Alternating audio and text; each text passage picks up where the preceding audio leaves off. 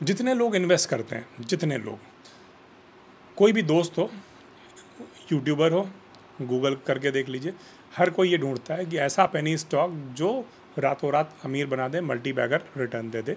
कैसे ढूंढें, कैसे पता लगाएं? अगला बजाज फाइनेंस, अगला दीपक नाइट्राइट, अगला एशियन पेंट, कैसे पता करें, कैसे सर्च करें? तो आज हम बात करने वाले हैं इसी पे। हम आपको किसी स्टॉक का नाम नहीं देने वाले हैं, ये वीडियो सिर्फ हम आपको जानकारी दे रहे हैं कि आप किन तरीक़ों को अपना के ढूंढ सकते हैं। और स्टॉक खुद ढूंढिए, क्योंकि हम देंगे तो हो सकता है वो हमारे नज़रिए से सही हो, आपके नज़रिए से नहीं सही हो। हमने बहुत सारे बड़े बड़े यूट्यूबर्स के वीडियोस देखे जिसमें उन्होंने मल्टी बैगर शेयर बताए और जो अभी 50% घाटे में चल रहे हैं, तो उसकी बात छोड़ दीजिए। तो सबसे पहली चीज़, पेनी स्टॉक होता क्या है? पेनी स्टॉक ढूंढते समय लोग क्या ढूंढते हैं? स्क्रीनर लगा के या टिकर टेप पर कि 10 रुपये से नीचे के स्टॉक, 100 रुपये से नीचे के स्टॉक, 500 रुपये के नीचे से स्टॉक। नहीं, ये नहीं ढूंढना है, ये मत करिए। आपको 2000 रुपये का सामान खरीदना है, आप 2000 का एक नोट खरीदिए, आप 500 के 4 नोट दीजिए, आप 10-10 के नोट दीजिए, 200, डजेंट मैटर। आपको 2000 रुपये की वैल्यू ढूंढनी है। तो आप 1-1, 2-2 रुपये के सिक्के भी देंगे। अगर आप ये सोच लेंगे कि 10 रुपये के नोट बहुत सारे खर्च करेंगे तो 200 नोट होंगे, उसकी वैल्यू 2000 ही रहेगी। तो पेनी स्टॉक माइक्रो कैप ढूंढने के लिए सबसे पहली चीज़, कंपनी का वो देखिए साइज़ क्या है। 100 करोड़ की है, 1000 करोड़ की है, 500 करोड़ की है, 10,000 करोड़ की है, पहले वो तय करिए, उससे छांटिए। शेयर प्राइस छोड़ दीजिए। अगला क्या होगा कि 500 करोड़ की कंपनी है और शेयर प्राइस उसका 400 रुपये है, ये नहीं खरीदेंगे, ये बहुत बढ़ चुका है, अब नहीं बढ़ेगा, ऐसा नहीं होगा। तो सबसे पहले मार्केट कैपिटल जो है उसके हिसाब से चुनिए, कंपनियां फ़िल्टर करिए कि मान लेते हैं 1000 करोड़ के अंदर की कंपनियां आप देख रहे हैं कि इन कंपनियों में से कौन कंपनी मिड कैप सेगमेंट तक पहुंच जाएगी, उसमें चली जाएगी। या 500 करोड़ का आप फ़िल्टर लगा लीजिए कि 500 करोड़ से कम जिनका मार्केट कैप हो वो कंपनियाँ ढूंढ रहे हैं। फिर वो देखिए कि कौन सा सेक्टर ट्रेंडिंग है। मान लीजिए अभी केमिकल सेक्टर आजकल बहुत सारी बात हो रही है, आपको लगता है क्लीन एनर्जी पे बहुत सारी बात होगी आने वाले समय में। ऑटो एंसिलरीज ले सकते हैं। ऑटो एंसिलरीज का मतलब है गाड़ियों के पार्ट्स बनाने वाली कंपनियाँ, जो कंपनियाँ गाड़ियों के पार्ट्स बनाती हैं। कोई भी गाड़ी हो, चाहे वो टाटा की हो, बजाज की हो, महिंद्रा की हो, उनके पार्ट्स कुछ निश्चित कंपनियाँ बनाती हैं, वही सबको बेचती हैं। तो वो सारी चीज़ें देखिए।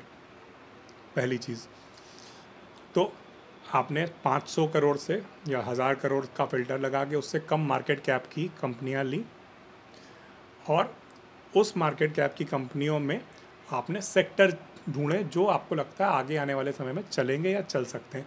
कुछ सेक्टर का टाइम ख़राब चल रहा होता है, उनसे दूर रहिए, भले ही उसमें कोई कंपनी अच्छा परफॉर्म कर रही हो तब भी, क्योंकि कितना भी अच्छा परफॉर्म कर रही हो, ये पूरा सेक्टर डाउन जा रहा है तो वो सेक्टर की वो कंपनी भी बाद में कभी ना कभी डाउन जाएगी। अब इस पेनी कैप माइक्रो कैप कंपनियों में सरकारी कंपनियों को अलग कर दीजिए। सरकारी कंपनियां कितना भी अच्छा रिटर्न दें, मल्टी बैगर नहीं बन पाएंगी, ठीक है, ये आप अलग कर दीजिए। अब आपको देखना है कि ये कंपनियां कितना कैश फ्लो जनरेट कर पाती हैं, फ्री कैश फ्लो कितना जनरेट कर पाती हैं। 10% से ज़्यादा डबल डिजिट में, यानी 10% से ज़्यादा फ्री कैश फ्लो कंपनियां जनरेट कर रही हैं, मुनाफा दे रही हैं, ये आपको देखना है। कैसे पता चलेगा? बहुत सारे ऐप हैं, उसमें जाके आप सर्च करेंगे या देखेंगे, आप सिंपल गूगल करेंगे, आपको बैलेंस शीट मिल जाएगी इकोनॉमिक टाइम्स पे, कहीं पे भी, कि साल दर साल जो इनका मुनाफा है वो कितना रहा, बढ़ रहा है कि घट रहा है। या ऐसा तो नहीं कि एक साल बहुत ज़्यादा मुनाफा हुआ, अगले साल बहुत ज़्यादा घाटा हुआ। कोरोना वायरस का एक साल हटा दीजिएगा, वो एक एक्सेप्शनल चीज़ है वो। तो अगर कोई कंपनी छोटी सी और उसका मुनाफा हर साल बढ़ रहा है 10-20% करके, थोड़ा थोड़ा करके बढ़ रहा है, तो वो एक अच्छा इंडिकेटर है। उसके बाद कंपनी पे कर्ज़ा कितना है। कंपनी पे बहुत ज़्यादा कर्ज़ा है तो उस कंपनी को छोड़ दीजिए, कंपनी पे कर्ज़ा कम से कम होना चाहिए। एक बार हम फिर से रिपीट कर रहे हैं, सबसे पहले मार्केट कैप के हिसाब से कंपनियां फ़िल्टर करिए। उसके बाद उसमें से वो सेक्टर चुनिए जो सेक्टर बुलिश हो, जिन सेक्टर में आगे आपको लगता है कि संभावना है। उसके बाद वो कंपनियां चुनिए जिनका प्रॉफिट लगातार बढ़ रहा है या जो प्रॉफिट जनरेट कर रही हैं कम से 10%। चलिए 10 का अगर आपको बहुत ज़्यादा कोई कंपनी अच्छी लग रही है तो 9% भी ले सकते हैं। ये सब कुछ करने के बाद उनका कोशिश करिए न्यूज़ में सर्च करने की, कहीं वो किसी स्कैम में उसमें नाम तो नहीं आया उनका, किसी उसमें गड़बड़ गतिविधि में कोई नाम तो नहीं आया न्यूज़ में। एक बार ये कोशिश करिए सर्च करने की। ये सर्च करना काफ़ी मुश्किल काम है, नहीं कर सकते हैं तो कोई बात नहीं। अब आपने जो कंपनियां चुनी हैं इसमें से मान लेते हैं आपको 10 कंपनियां मिल गई जो 500 या 1000 करोड़ से कम की हैं, जिनका प्रॉफिट भी हर साल बढ़ रहा है, जो उस सेक्टर से भी हैं जिसमें आपको लगता है आने वाले समय में ग्रोथ होगी। इसके बाद ईमानदारी से उस सेक्टर की कमियां ढूंढ लीजिए कि उस सेक्टर की कमियां क्या है, और आखिरी चीज़ उसका मोट ढूंढ लीजिए। मतलब मोट ढूंढने का मतलब मेरा मतलब ये है, मान लीजिए आपको लगता है कि ऑटो सेक्टर आगे बढ़ेगा और आप ऑटो सेक्टर का वो ढूंढना चाहते हैं, तो फिर आप मान लीजिए एक ऐसी कंपनी ढूंढते हैं जो हर गाड़ी की हेडलाइट या लाइट बनाती है। बहुत छोटी सी चीज़ है। उसके पास कौन कौन से क्लाइंट हैं, मान लीजिए एक लाइट बनाने वाली कंपनी है, हेडलाइट बनाने वाली कंपनी है, वो टाटा की सारी गाड़ियों के लिए भी वही हेडलाइट सप्लाई करती है, महिंद्रा के लिए भी वही सप्लाई करती है, और बजाज के लिए भी वही सप्लाई करती है, या हीरो के लिए भी वही सप्लाई करती है। तो जाहिर सी बात है कि अगर लोग कह रहे हैं कि साहब बजाज की गाड़ियाँ बहुत बिकेंगी, महिंद्रा की थार बहुत बिकेगी, तो जाहिर सी बात है वो उनमें उतनी जितनी गाड़ियाँ बिकेंगी उससे 4 गुना कम से कम हेडलाइट बिकेगी। एक गाड़ी में कम से कम 4 लाइटें बिकती हैं, 2 हेडलाइट 2 टेल लाइट, मिनिमम लाइटें 4 बिकेंगी, तो उसकी सेल बढ़ेगी। मतलब ये ऐसा मत करिएगा कि इसी पे मान के उस कंपनी को ढूंढ के इन्वेस्ट करना शुरू कर दीजिए, ये मत करिएगा, हम सिर्फ समझाने के लिए कर। इसी तरह से आपको लगता है कि दवा की कंपनियाँ चलेंगी, तो जो कंपनियाँ कैप्सूल के पाउडर बनाती हैं, जो कंपनियाँ वो सॉल्यूशन बनाती हैं जिससे सिरप बनते हैं, उनको सर्च करिए, फाइंड करिए, और उसके बाद ऐसी कम से कम 5 मैक्सिमम आप 10 ले सकते हैं कंपनियों में बराबर पैसा इन्वेस्ट कर दीजिए। हाँ, कोई कंपनी 52 वीक्स हाई पे चल रही है तो उस पर बिल्कुल इन्वेस्ट नहीं करना है। कोई कंपनी लगातार गिरती ही जा रही है उसमें इन्वेस्ट नहीं करना है, और एक बार में पैसा इन्वेस्ट नहीं करना है। भले ही आप हम मान लेते हैं कि आप 2-2 हज़ार करके 10,000 रुपये लगाना चाहते हैं 5 कंपनियों में, तो भी आप 5,000 रुपये एक बार लगाइए, हज़ार रुपये करके 5 कंपनियों में, फिर 5 कंपनी उन्हीं 5 कंपनियों फिर दोबारा में 1,000 लगाइए। थोड़ा बहुत ऊपर नीचे नुकसान होगा तो चल जाएगा, लेकिन घाटा होने के चांसेस कम हो जाएंगे।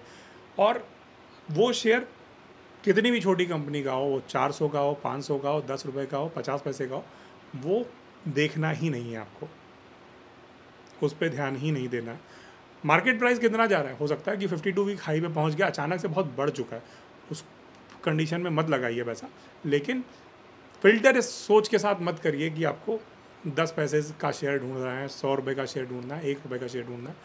उस सोच के साथ कंपनी को फ़िल्टर मत करिए, फ़िल्टर मार्केट कैप के हिसाब से करिए। इतना करने के बाद भी कि आपकी ये सारी कंपनियां चल जाएंगी, बहुत मुश्किल है।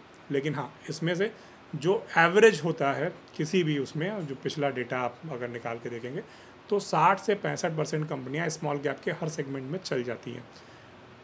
1,000 करोड़ से नीचे वाली भी कंपनियां 60 से 65% चल जाती हैं, 100% वाली भी चल जाती हैं।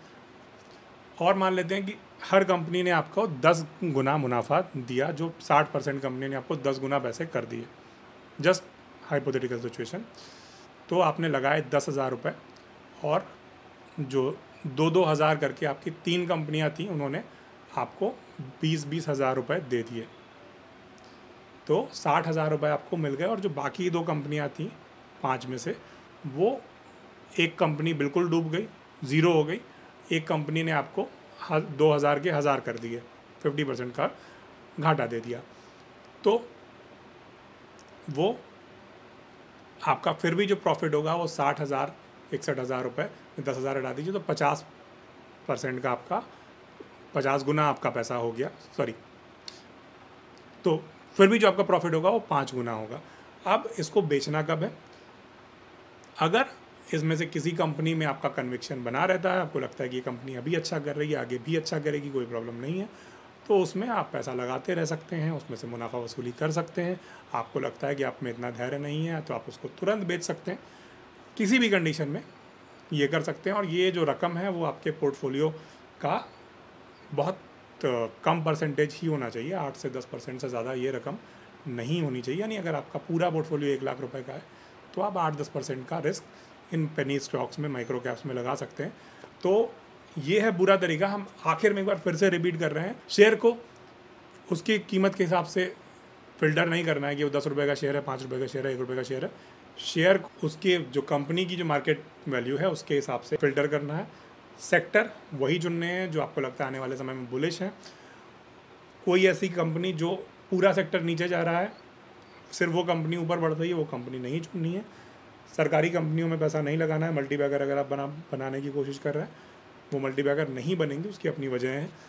ऐसा नहीं कि वो प्रॉफिट नहीं देगी, लेकिन मल्टीबैगर नहीं बनेगी। इसके बाद आपको पैसे को डाइवर्सिफाई करना है।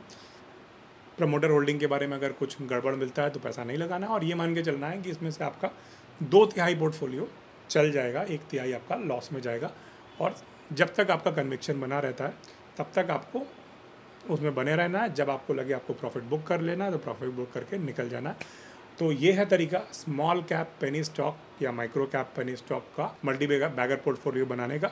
अगर आपको ये वीडियो अच्छा लगा तो हमें कमेंट में ज़रूर बताइए। अगर कोई चीज़ हमसे छूटी हो तो हमसे ज़रूर पूछिए, हम उसको अगले वीडियो में बताने की कोशिश करेंगे। देखते रहिए हमारे चैनल। नमस्कार, धन्यवाद।